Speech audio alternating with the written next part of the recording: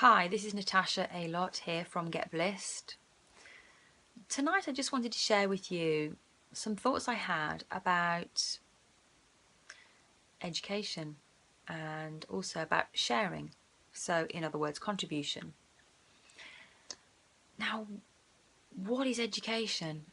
It's not what you learn in the home, it's not what you get taught at school, although that's a good start, right? It's more of what you start to learn for yourself. If you like, take responsibility. Once you understand that you are amazing, you can achieve anything when you start planting that seed in your head of what you can achieve. Then your appetite will grow for learning and for discovering new things. And you almost have an adventure with yourself, right? Start to question, challenge and change the things that you have been brought up to believe, brought up to think, the culture you've been brought up in. Don't diss them, don't judge them, accept them or leave them behind. Change what doesn't work for you, educate yourself, take full responsibility for who you are and who you want to be. Be congruent in your life and ask yourself this question: am I the person that my parents think I am, have taught me to be? Am I this person that my school teachers and peers have told me I ought to be? Am I this person who my colleagues and my friends have expected me to be? Or am I in fact somebody completely different? When you have that awareness, wow, it opens such possibilities and lots of doors, because you can start seeing for yourself with your own eyes who you really are. You may be surprised to see what you find. So you can start off by writing a list of all of the qualities you think you have. Start inquiring, doing personality tests, and there are so many on the market, and the more you do, the better, more rounded picture you will get about who you really are. What makes you tick? Why do you respond in a certain way to certain people, to certain situations, to certain things? What makes you happy? What makes you sad? What makes you want to get up and rush out of bed in the morning? Are you slovenly on a Monday? If so, why? Are you excited on a Friday? Why is that too? If you get up really early on a Saturday, Sunday morning and struggle to get out of bed in the week, what's that saying about you? About what you're doing with your life? And start educating yourself. Read all of the things that fascinate you. Listen to all of the people that you admire. And read books. Lots and lots of books. I hadn't really read very many books. Not until I was, well, maybe 10 years ago. And I started reading first one book, and then another book, and then another book, and then another book. And then there were so many books I was interested in. I had a stack of 25 books next to my bed. And I was reading about 8 of them. And I thought, this is crazy. I can't get these books all read. I've got work to do, and I've got sleep to have. I've got kids to look after. Then I discovered audiobooks. Then I discovered YouTube. So I plugged in at night, so it was going in subliminally, and I'd listen to them in the car, on iBooks, audible.com, those kind of books, and I would just listen to them wherever I was all the time. And then I stopped because I became overwhelmed and I needed to sit for a while. So that's really important too, to listen to everything, have a mind that's open to lots of different potentialities and possibilities. And then just pause and think to yourself, what do I believe? How do I feel? What's true for me? What resonates with me? And then start taking 100% responsibility for how you feel in your head, how you feel in your physical body. If things aren't working the way you want them to, exercise is a fantastic way of loosening up. Yoga, Pilates, running, swimming, walking, cycling, anything, trampolining, anything that gets you moving, because everything starts to flow inside of you, physically and also mentally, when you're active. Quiet times. I never thought that I'd enjoy quiet times, but oh my gosh, I had a spa day recently and I went by myself. I did not want to speak with anybody. I did an hour and a half of yoga, which was amazing, and tied myself completely in knots. And I was focusing so much on my breath to combat the pain of some of these weird positions that I was 100% focused. And it wasn't until I finished that I realised, wow, I've just spent 90 minutes without any thoughts coming into my head other than focusing on my breath. That was an amazing revelation. It wasn't possible 2 years ago, 3 years ago, 5 years ago. So educate yourself. Learn all the time. Listen to people that you admire and respect. Get around a whole group of amazing people, like a mastermind. People who are like-minded. It could be an official group. It could be a men's group, a women's group, a mixed group. I like mixed groups best because you get both dynamics, masculine and feminine. And I think that really works lovely.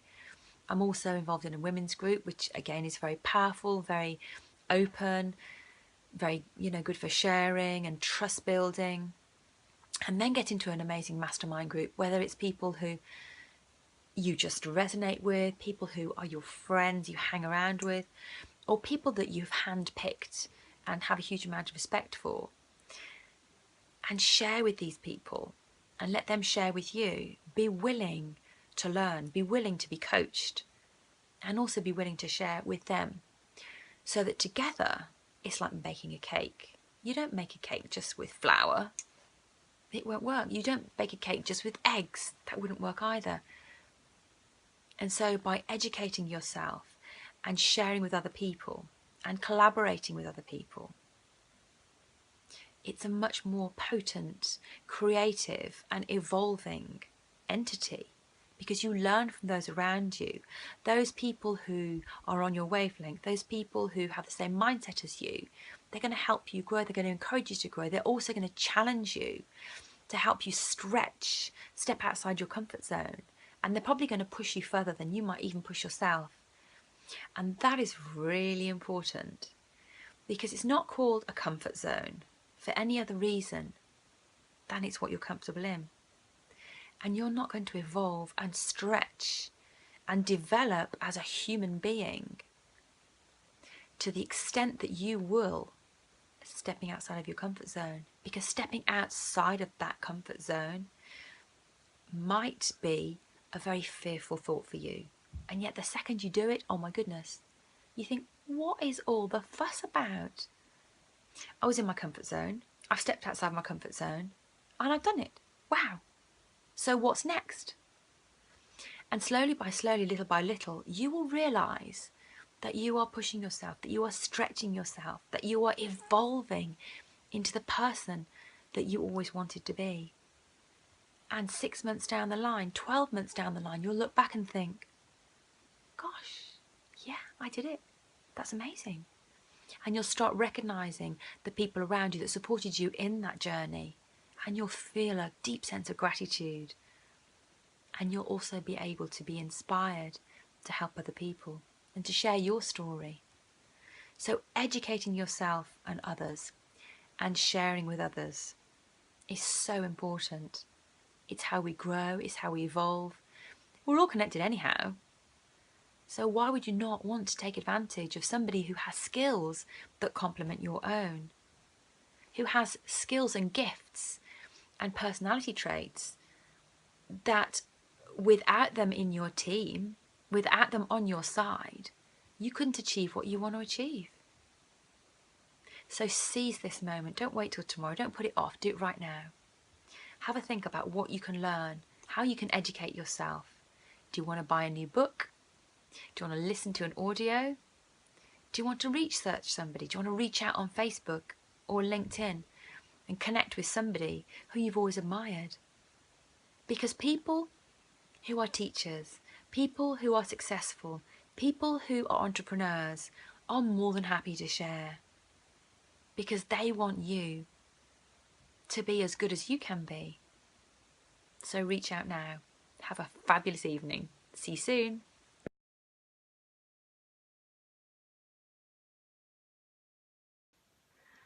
Hello, thank you for joining me. My name is Haroon Rabbani, and I'll be speaking at the Dating and Relationship Conference. And during that conference, I'll be sharing with you some of the most amazing tips on how to attract your ultimate soulmate. And you know what? If you're within a relationship right now, this is also for you. So I'll see you then.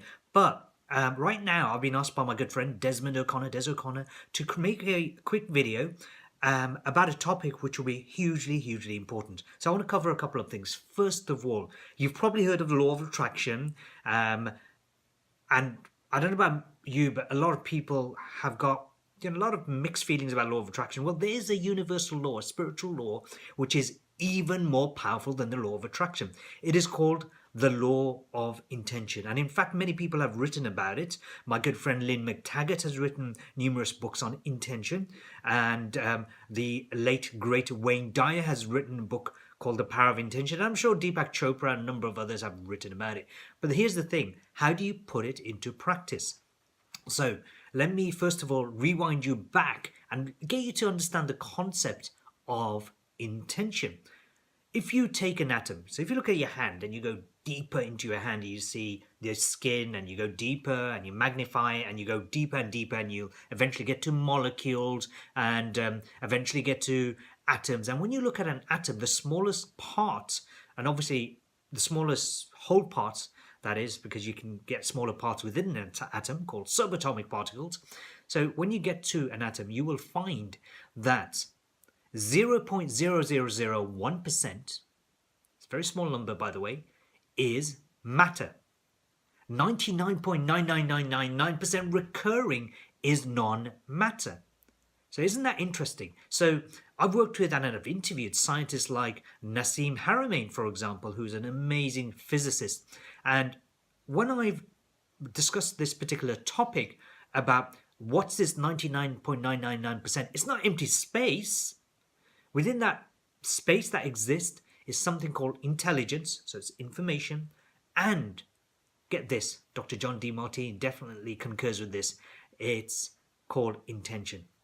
So you and I live, we are a sea of intentions. So if you look at your own body, it's a sea of intentions. The space around you, it's not empty. You might not be able to, just because you can't see what's there, it doesn't make it empty. That's also intentions.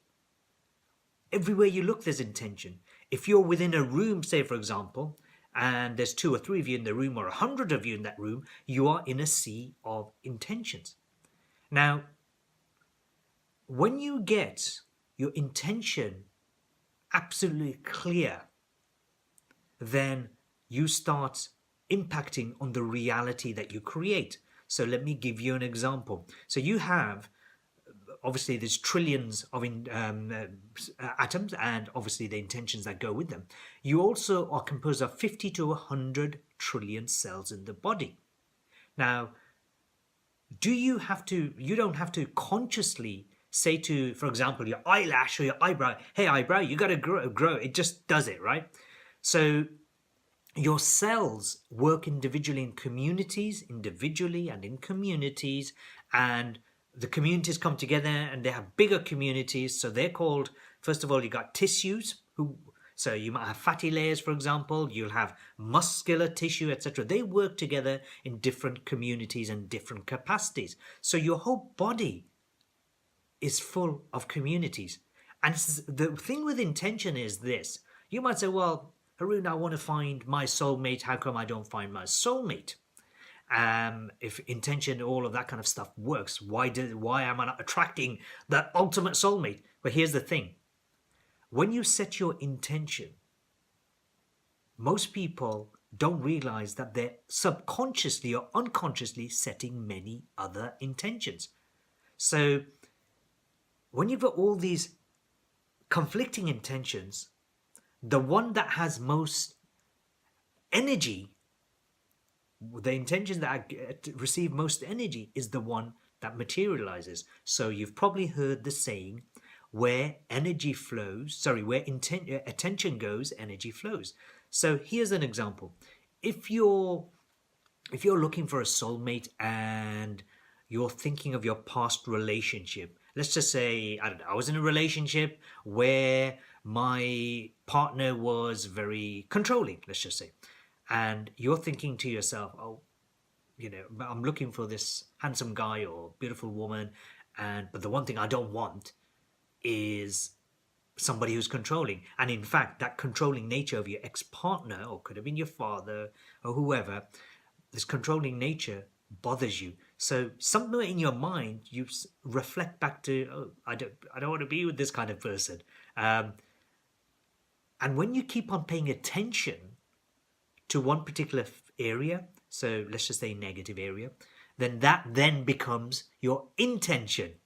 Crazy, right? So what you've got to do is be very clear as to what it is that you want, whether it be in a relationship, whether it be in your career, is to have total clarity into exactly what you want. So if this was a room full of, out of 10 people, 20 people, 100 people, and we all had competing intentions, the person with the greatest clarity of vision, coherence, meaning alignment in their intention, so they have greatest clarity of vision, that means they have certainty of vision, and they have coherence, they're aligned with their intention, that person will rule the intentional field. So you can use that in business. So say, for example, if you're presenting to an audience of 20, 30 people, you might be a coach, you might be just a presenter selling a product, 20, 30 people, when you've got total clarity and certainty about what your product or service is going to, how it's going to help them, then you've basically aligned your intention, you've aligned your heart, which is a big topic in its own right, and your vision, you've aligned them all together. And that is given at that information is transmitted out into the hearts of all the people in the audience. And when that happens, you become a true influencer. So here's an example, a bit of a naughty example, but I'm going to use it anyway. Hopefully it doesn't go out to everybody in the world, but so in 2007, I met this amazing lady at a conference, and we were talking about consciousness and stuff like that. Now, this particular person I was staying at Leicester at the time, at my family's home, and this person was speaking at an event on a Sunday, and she texted me early on in the day and said, Haroon, do you want to meet up for a drink after, I've finished my conference, and we can go for a drink or a bite to eat? And I said, yeah, sure, let's do that. So we were going to meet at 8:15, I think it was. I was about 5-10 minutes late. But anyway, just before I arrived, the journey was 15 minutes. And in my mind, I set the intention that I'm going to go there. She's going to invite me to her room. She's going to be dressed up in grey. Don't know why grey, it just came to me. She was going to be in grey in PJs. And she's going to say to me, Haroon, let's have a cup of tea in my room instead. So we'd go into the room, and then she'd ask me if I could massage her neck. And then obviously one thing would lead to another, etc. I set that intention, and then what I did was, this is very important. This is the next bit, which is extremely important, is I released all attachments to wanting that particular intention to manifest. So there I am. I appear at the hotel, and I go to the reception area, and I look around, and it's one of those Holiday Inn Express where there's not much of a reception area, and there wasn't anyone there. It was on a Sunday. So I thought, where were we going to have coffee? So I phoned her up. She said, Haroon, can you come up? I'm a bit tired. I've already eaten. You were running late. 5 minutes, by the way, running late. You were running late. I've already eaten. I went to the room, knocked on the door. I kid you not. She opened the door, and she was in grey. Exactly how I'd envisioned it. And even her posture was exactly how I envisioned it. I went into the room, we were drinking a cup of tea, quite boring. And she said, I'm going to just go off and have a shower because I'm feeling a lot of tension. She goes off, has a shower, comes back out. And basically, you won't believe it, she asks for a massage, and I can let your imagination figure out the rest of it. So the power of intention can be used not in a manipulative way, although you can manipulate. And personally, I think karma will bite your bum later on. So, don't use it for negative purposes. How do you set your intention? I mean, very simply put, what you do is you envision what you want, and you have to envision it with your mind, with your heart, with your gut, with your whole entire body. And then you don't have to envision it for ages and ages, but then you release attachment to it. So you can do that in any aspect of your life. So the best way to find out how to use it is practice. The other thing you can do is the best time to set intentions are during the new moon phase, because that's when farmers plant their seed, and that's when the power of intention gets magnified many fold. If you I've created a CD program, audio program. It's actually MP3, which is called the New Moon Intention. If you'd like a copy of that, it's very inexpensive, high value. Normally I'll charge like £100 for something like this. This is the first time I made it commercially available. So you can go onto my website, untangledfm.com forward slash shows forward slash shop. untangledfm.com /shows /shop. My name is Haroon Rabbani, and I'm very excited and looking forward to meeting you in person at the Dating and Relationship Conference in London on the 23rd of July 2016. Bye for now.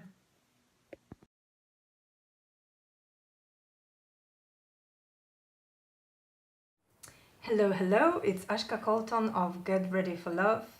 Welcome. Let me start from introducing myself and telling you a few words about what I do. So I am the Get Ready for Love mentor, and I work with conscious single ladies who are tired of dating and disillusioned with the whole dating game, struggling to find the one, and perhaps they have even given up on love. I help them to go within and reconnect with themselves, and also value and love themselves more, so they can make better romantic choices in the future and get ready for true love. And today I want to talk about something very important, which I personally believe is a fundamental thing in the love search. It's finding yourself first before you find love. Before you even start dating, before you invest hours and emotions and energy into looking for love, you need to know who you are. And on this logical level, it's about knowing who you are as a person, what you want from life, what your needs are, your values, your dreams. These are very logical things. But also it goes deeper. It's about finding your wholeness, feeling complete as a person, because that will stop you from desperately looking for love and grabbing any opportunity just to be with someone, because you don't know how to be on your own, and you want to be loved. I think all these things can come from within first, then you are in a much better position to attract a better person, a better partner for life. So why is finding yourself so important? When I look back at my experience, when I didn't know what I was looking for and who I was in the first place, I was a little bit desperate, and I would be just getting into a relationship with anybody just not to be single, because it felt uncomfortable. I didn't know how to be single, how to be in a relationship with myself.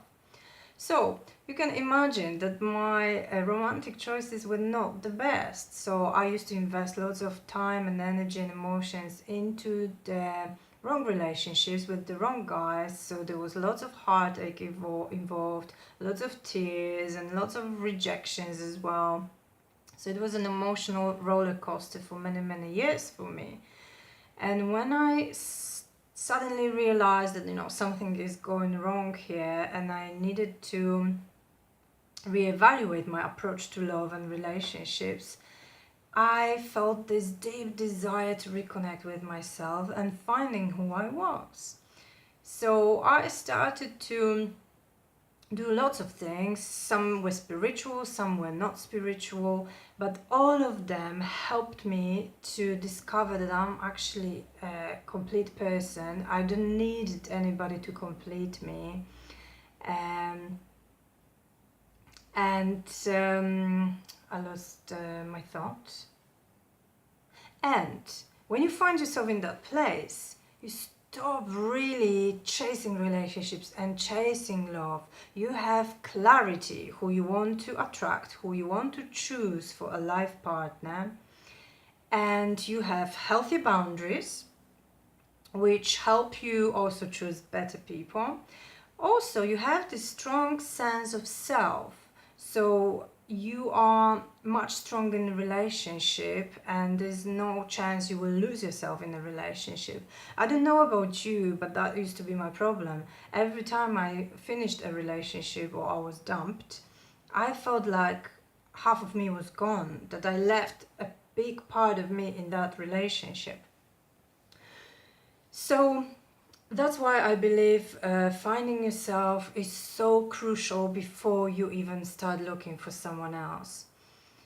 And so now it would be very helpful probably to give you a few tips how to really spend some time looking for yourself and finding yourself.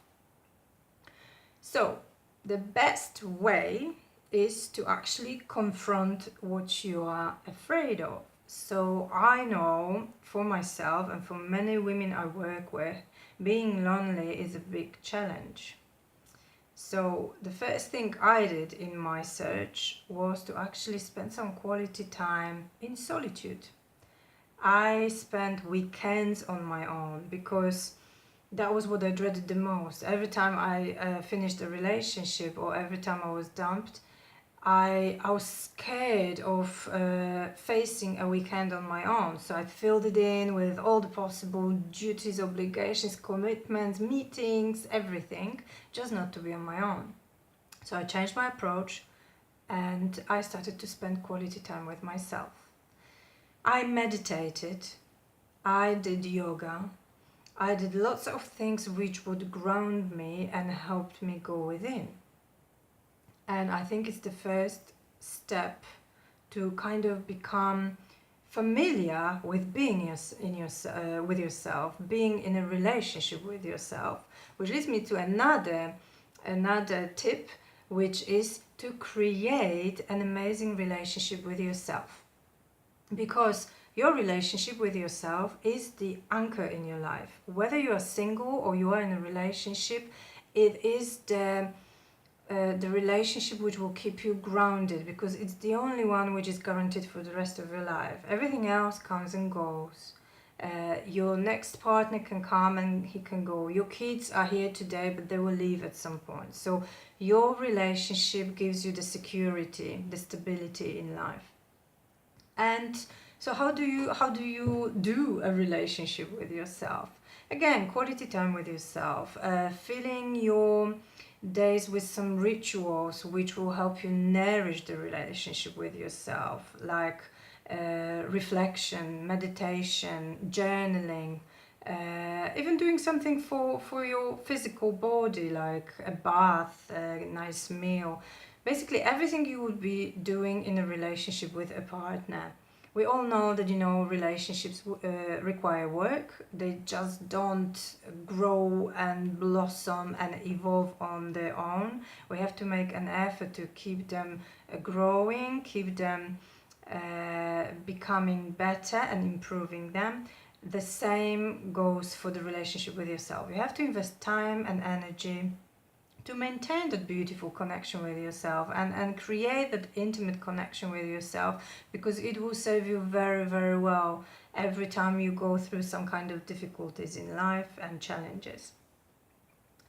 And last thing, which I'm supposed to talk about, and now I have to look into something I have written before, is going back to the basics. It's discovering your needs and your wants and taking the first step, which means taking responsibility for them, fulfilling and satisfying them. Because Once you have fulfilled your needs and your wants, you won't be desperately looking for someone who would provide for you.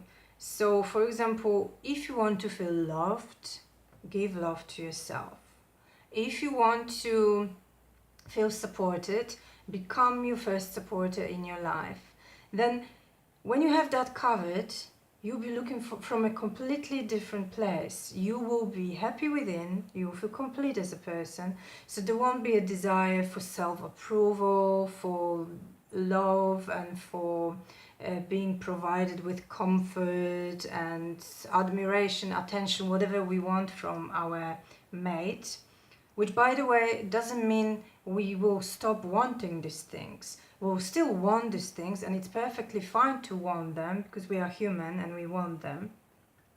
But they won't be running the show, which means they won't be pushing you towards anything. The first opportunity which comes your way, you will have the stability within, you will have the clarity, the judgment to see if the person you are dating is the right person for a long haul, not someone to have a fling with, unless you just want to have a fling. But you will see the potential, you will see the truth, because you will be grounded within yourself and you will be making better choices. So I hope I have given you a few insights into why spending some time to find yourself is so beneficial for your future relationship. And I would really love to invite you to my speech during the Dating and Relationship Conference on the 23rd of July. And I will be talking about how to transform your love life through the dating detox. I wish you a beautiful day, and I'll see you on the 23rd. Bye bye.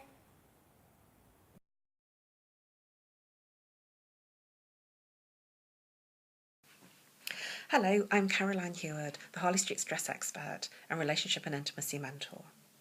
My company, Stress Express, provides you with fast solutions to deal with your stress, identifying root causation issues to obliterate your problems. Today, I want to share with you how you can reignite your spark in your relationship that's run into domestic domain. Domestic bliss, they call it. I want to move you into a new state of reigniting that spark in your relationship. So I want to share with you one of the ways that you can move from that space. And it's important for you to understand how that happens. So when you're in your corporate world, when you're working, the corporate world is a masculine structure. It is hierarchical and it's masculinized and it's command and control. So when you're working, you are in this masculinized energy. Now we are both masculine and feminine energy. What do I mean by that? The masculine energy is thinking, conversational, it's doing, it's analytical, it's going round, finding the solutions and the practical. It's a visual and an activity energy. So you wouldn't get anything done if you weren't in that energy. So as we are both masculine and feminine energy, the woman gets into the masculine energy while she's in the corporate environment. And so does the man. But remember, we are both masculine and feminine energy. The feminine energy is all about the feelings and the emotions, and it's all about the softer stuff, the more creative. The feminine energy resides in the belly, below the navel. That's in the sexual chakra. Now, the feminine energy is all about feelings and emotions. You couldn't run around in the corporate world in your feelings and emotions. Nothing would get done. But I'm sure you've seen people when they're in their feelings and emotions in the corporate world where things really don't get done. So when you go home after having that really busy day, back into your relationship, you're still in the masculine energy. You're still in that doing, practical, analysing and thinking conversational energy. So you might have a diary that has a lot of activities, just like it does at work. Now, if your diary has a lot of activities, this is very common for most people that are living in their masculine energy. I used to have a diary like that. But when you're in your feminine energy, then it's easier to sit doing nothing and just to be in the space of your own space and feelings. It's very easy to feel calmer and more relaxed, not feeling that you have to be anywhere at any particular time. So how do you move from thinking, conversational, mind consciousness to heart consciousness and get back into your feelings and emotions? How do you move from here to here? When you move from mind to heart, you reconnect to your 5 senses. The 5 senses, what do you see, hear, smell, taste, feel? And it's not feelings of sadness, loneliness, anger, heartache. That's feelings of mind consciousness. Heart consciousness, the feeling is, how does the water feel on my skin in the shower? How does the shirt feel against my chest? How does the wind feel in my hair? How does the sun feel on my face? Sensory feel. So moving from mind to heart is really not that difficult. But because you've been in the masculine structure all day, it is not uncommon for you to stay in it in the evening. So when you meet your partner in the evening, you're still in the masculine energy. That can cause some problems. That can move you into the practical of the domesticity of the relationship. You know what I mean. You get things done. You work together. But does it really work? I've spoken to literally hundreds of people that are struggling in that domesticity. I've had many people ask, how do you reignite the spark? How do I get that back? How do I feel more in the relationship? Many people say, isn't that the way it is? That's just how it is when you're in a relationship for a length of time. But no, it isn't. And you can do something about it. And you can reignite that spark in your relationship. Do you remember when you first had a date? You would have that getting ready feeling. It'd be in the diary, but you'd be getting ready. You'd be wondering what you're going to wear. You'd be wondering what you're going to say. And you'd be wondering how to wear what jewelry if you're a woman, and if you're a man. You'd be wondering what shirt, what suit, maybe not a suit, maybe jeans. But you'll be texting each other, and you'd get that feeling when you get a text back where your heart skips a beat. Have you had that feeling before? So when your heart skips a beat, it's all very exciting, and it's very easy when you first start seeing someone. But then when you move into the domesticity of a long-term relationship, those things just aren't there anymore, because you get into a routine, domestic bliss they call it. But there's a reason they call it domestic bliss. It's a skit. It's not blissful at all, but it is practical and it's real life. So how can you get that spark back into your life? Well, one of the things I would suggest is that you diarise a date night, that you diarise time with your partner, where you do have a ritual of getting ready and choosing what to wear and choosing the restaurant. So how does the date night work? Well, when you go on have you ever been to a restaurant where you've just lost track of time? That the time just went really quickly? Have you ever had that experience? I've been in restaurants where the whole restaurant is cleared and I haven't even noticed. And I've been the last one out. On so many occasions, I've just lost count. Has that ever happened to you? Where you've been so in the experience of being with that person that you're not even in the experience of thinking and analysing anymore. You're not thinking, is the soup going to come out cold? Is the steak going to come out overdone? Is that waiter going to trip up over the umbrella that's sticking out? Is she going to bring up that subject? Is he going to talk about that? None of that is going on. You are in the experiences of your senses. What do you see, hear, smell, taste, feel? And when you're in your five senses, there is no room for thinking, conversation, and analytical mind. No room at all. And when you're in the thinking, conversation, analytical mind, you cannot get into the experiences of the body.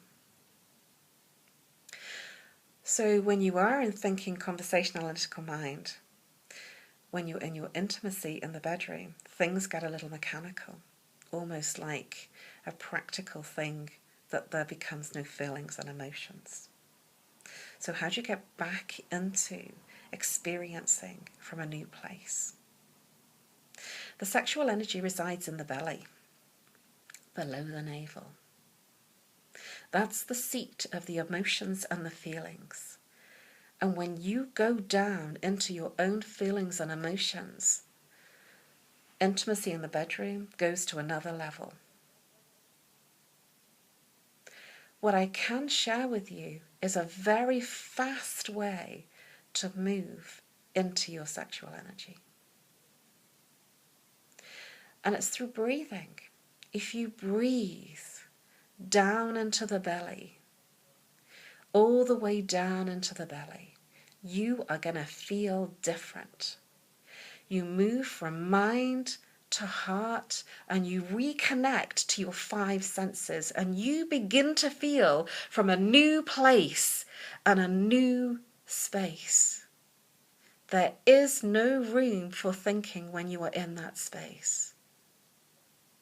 All there is the experiences in your body.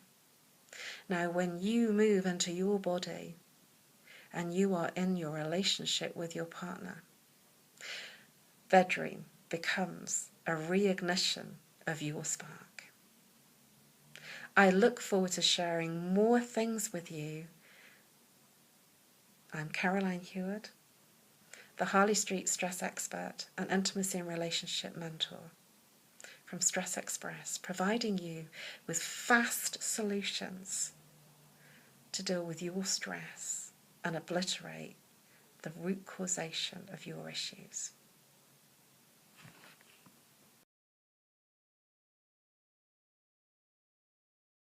Good evening. Thank you for joining us.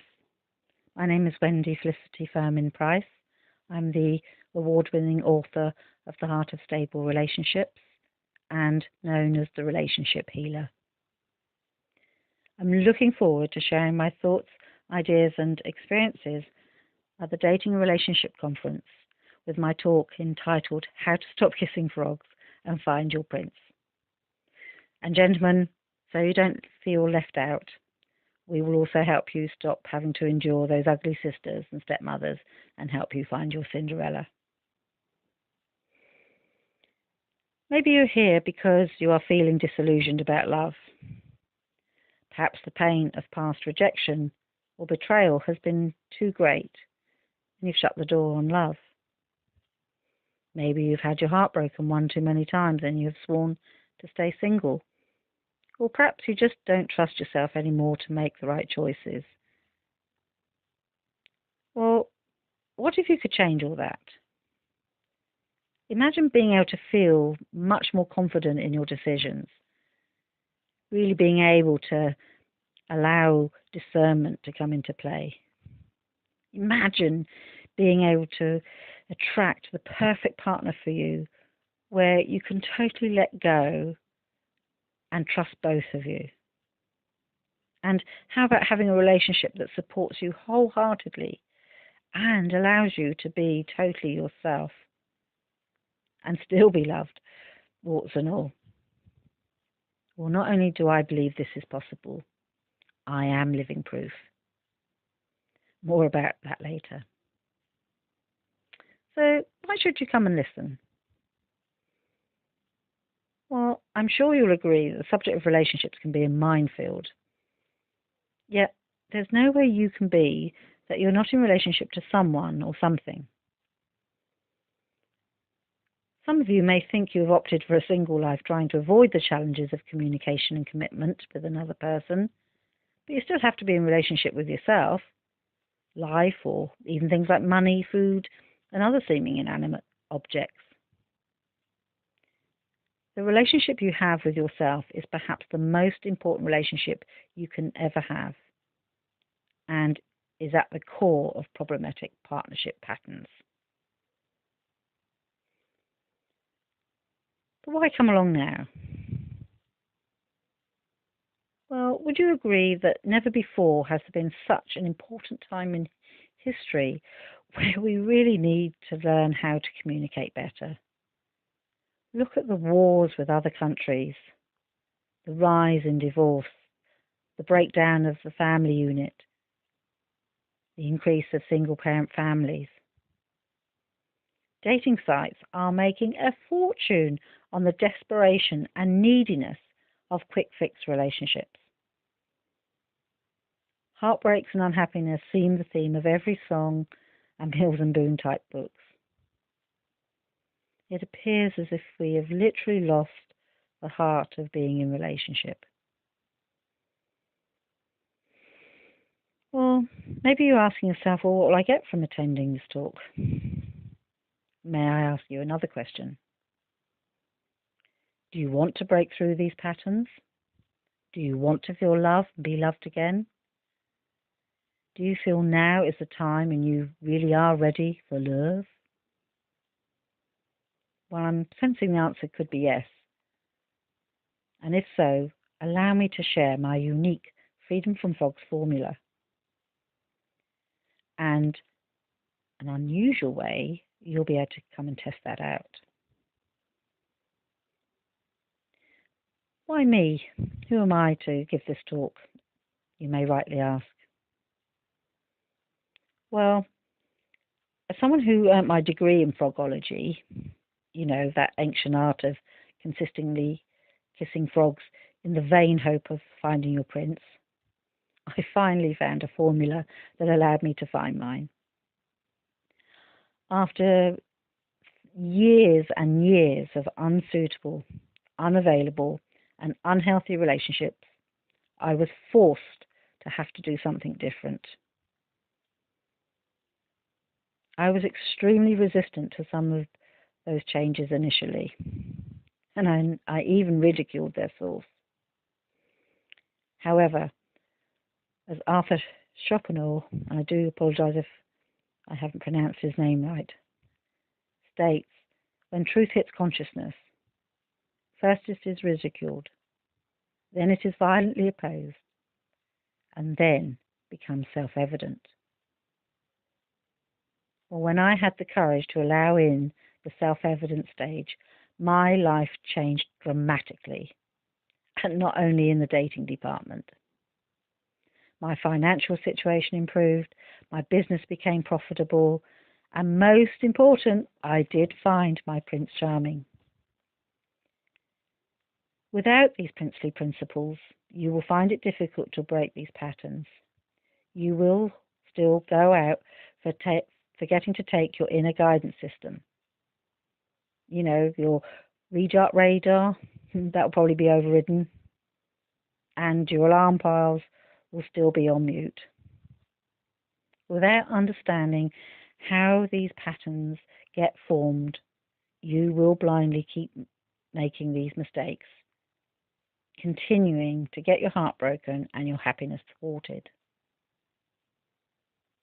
How would it feel to finally find your prince or catch your Cinderella? Following the Freedom from Frogs formula gives you the tools to tune up your intuition. You'll get your gut feelings geared up, actually action your alarm bells, and make sure you have your real eyes on. We are all worthy to receive love. It's our birthright to have happy and harmonious lives. We all need connection and to feel cared for.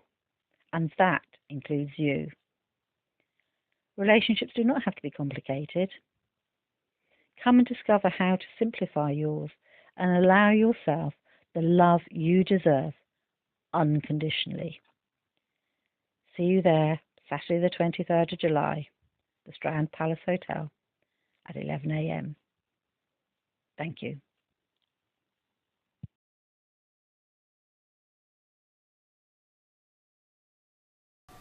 Hi everyone, I'm Ali Reiner. I'm a relationship transformation coach, and I'm really pleased to be able to come and talk to you today a little bit about what I do and really what I believe in. I work mostly with women who are very, very unhappy in their relationships, whether it's their marriage or whether it's their long-term partnership. They've kind of lost sight of where the relationship's headed, lost sight of themselves within that relationship, and really are at that, sort of desperation stage. And I work with you, if you're feeling like that, in order to reconnect with what you want from yourself and what you want from life and what you want from that relationship. Because what happens when we're in that headspace is we get so caught up in that one thing that isn't working, that one part of our life that isn't working, i.e. our relationship, that we lose track of the rest of it.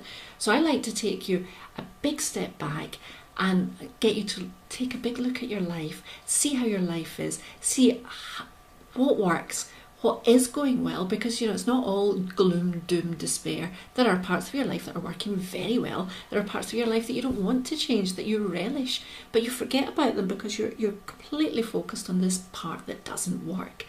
And so that's kind of what I do with my clients. I use various modalities in order to get them to that point. But something that for me is incredibly important, and it's something you'll hear me talk about time and time again, is it all starts from within. Love, happiness, and frankly, everything else and everything in between is an inside job. So where do we start? When I'm unhappy in my relationship, when you're unhappy in your relationship, if you come to me, you don't know which way to turn, you've got your suitcase in one hand and the phone to call the lawyer in the other hand, we stop you and we say, okay, let's zoom out. Let's take a huge big look at your life. What is actually happening? What would you like to happen? Where can we make changes? What are you talking about? What is going on in here? What are you telling people? What do you feel in your marriage or your relationship? What are people telling you? What are you telling them? What words are you using? Are you using words like, I feel disrespected, I feel ignored, I feel invisible, I don't feel loved, taken for granted? Have a think about it. What words do you use when you're in that headspace? And then let's take it a step to the side. Look at you and your relationship with yourself. How much do you love you in this precise moment? How much time are you putting into really building a relationship with you? Respect? How are your boundaries at the moment? How close do you let people get to you? How many buttons do you find that you're having pushed on a daily basis? Invisible? Again, are you sitting quietly and letting it all go in? Are you scared of being perceived as a victim or as weak or as a whinge bag? So you're just letting it all come in, you're keeping quiet about it, you're pushing it all down, hoping it disappears through your toes and off out again, and instead it's just building up within you. So the very first point that I like to make, and I want to make with you today, is if you're unhappy in your relationship, if you're unhappy with how you feel you're being treated or respected or loved or treasured, appreciated, whatever it is that you feel is not working, you believe is not working, put yourself in that position. How am I treating myself? How much respect am I giving myself? Do I let people push my buttons, or do I say, no, you won't speak to me like that? How firm are you? Do you please people rather than say, anything for an easy life? Yes, of course I'll do that, rather than say, no, do you know what, that doesn't suit me today. So take a firm look at you and how you're working. When you've done that, you can then move another step on. What do you want to achieve? How do you want to feel in your relationship? How do you want your partner to treat you? Okay, you write it down. The very first person that needs to treat you like that is you, because nobody can love you, respect you, or treasure you, cherish you any more than you love, respect, treasure, cherish whatever is missing from your life yourself. So you need to lead the way. You need to show us how you want to be treated. And when you are firm in your convictions that you deserve to be treated like this, that you want to be treated like this, that you will do anything not to allow people not to treat you like this, it becomes much easier. You put out very strong signals, and there'll be some resistance to start with. Of course there will. People don't like change. People don't like change in you. They don't like change in me. They don't like change in the weather. But the change is for everybody's good, because it puts you in your power, gives you a sense of being true to yourself, and it's giving other people guidance on how you should be treated. Now, this works. I'm talking specifically about partnerships, marriages, but this works on every scale, works everywhere you turn. Once you are setting those boundaries for you, everyone else falls into line. And those who don't fall into line, well, they fall by the wayside. And that's fine too. That's absolutely fine. We don't want these people cluttering up our minds and our lives when they're just there to take and suck and suck. We want people who appreciate us for being strong, powerful women. So once you've set in place how you need to be treating yourself, and you started practicing it, it's not easy, it doesn't come overnight, but we take one step at a time, small baby steps, but we're always moving forward. And once you're treating yourself as you wish to be treated by others, and you've put your boundaries in place, just watch the ripple effect. Watch the whites of your husband's eyes, your wife's eyes, your partner's eyes, as you start to change. They start to change. And if it's a happy, healthy relationship, they'll be so pleased to see you standing in your power. It'll make them take a step back and look at how they're living their lives, and may well be the very thing that changes them. We don't need to change other people. We can only change ourselves. And when the marriage, when the partnership is in difficulty, we can't start looking and hoping that somebody else will change. The only person that we can hope will change is ourselves. And when that happens, the world's your oyster. When you are being true to you, when you know who you are, not who you think you should be, not who you are in this relationship, or in the relationship you have with your family or your work colleagues, but when you know who you are in your own skin, with your feet firmly on the ground, not anyone else's expectations, not your expectations, but the truth, you can start recreating the relationship of your dreams in the relationship that you're in. You don't need to change the person. You don't need to change the house. You don't need to change the location. All you need to do is start changing the relationship you have with you. It's simple. Ish. It's simple. It takes hard work. It takes courage. But hey, if you're pretty miserable in your relationship anyway, then you're being pretty bloomin' courageous just to get out of bed each day and keep forging forward, doing the same old thing and the same old thing and getting lower and lower and heavier and heavier. So it's worth a try. So that's part of the process that I work with my clients on, and I'm really looking forward to meeting you all and speaking to you all, and have a great day.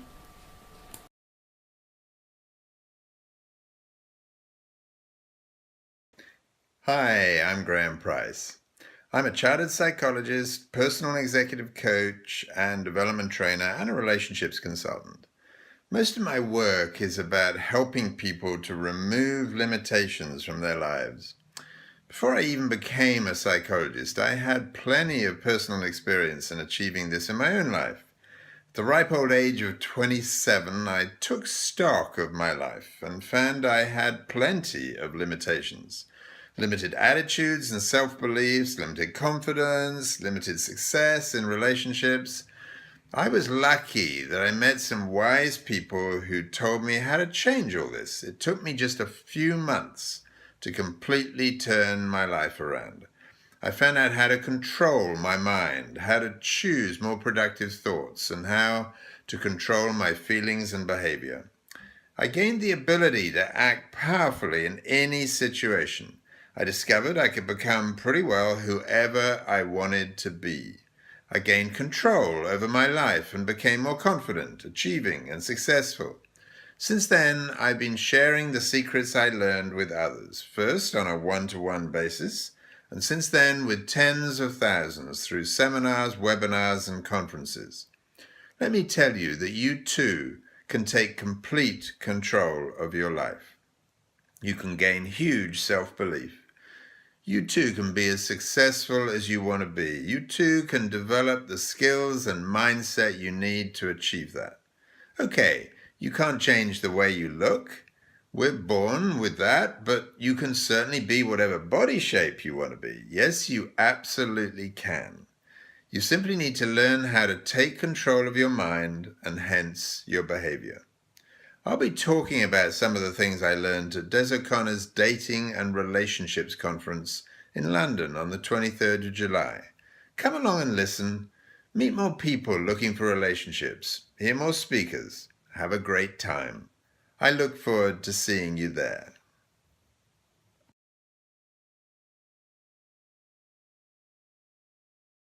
So tell us 5 tips that women should never ever do on their first date. Never do on their first date? Yes. Never do. Okay. Tip number 1, I'd say do not speak about your ex-partner. Okay. What's the second tip? Second tip is be yourself and be honest.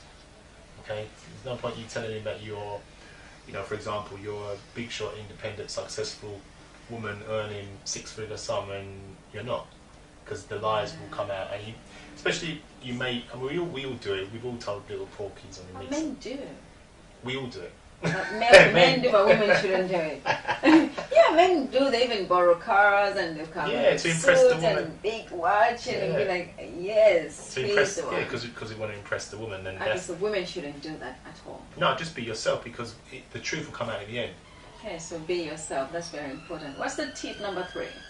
Tip number 3, I would say, is do not bring your issues on the table for the first date as well.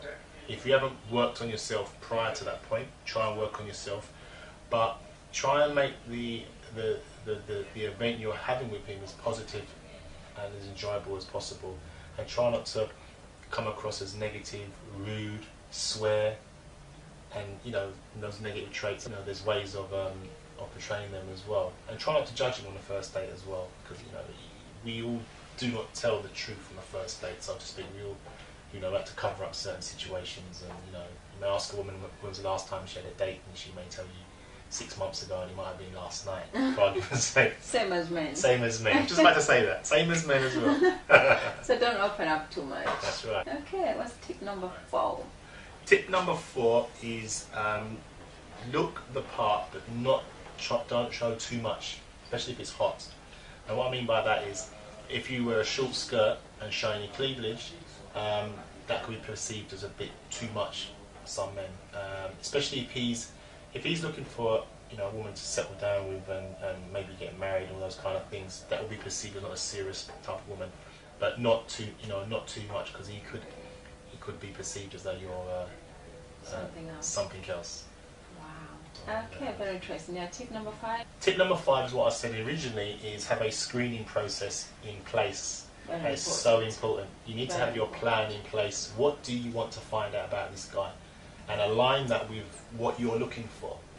So if you want to be married and settled down, have that question in place to ask him that indirectly. Tip number 6. Tip number 6 is to try not to judge him by what he's saying on the first date, okay? Because he may not be 100% telling you honestly what he wants you to hear. Maybe he just wants you to hear what you want to hear, okay? One more tip that I would say for the women when they go out there and they meet a man is give him compliments as well. Keep smiling, okay? It's very important. Give him compliments, keep smiling, and find out what he likes in life in general. You know what makes him tick. If he likes sport and he supports a football team, for argument's sake, then take note of that, because it may, you may see a key ring for £5 and you may want to buy it for him. Finding out about himself, ask him, the relationship with his mother, his sisters, the females around him that are important to him, and also listen to what he says about his mother. It's so important, very important. If he's very positive and loving and caring about his mother, he's more likely to be like that with yourself. Wow. Okay.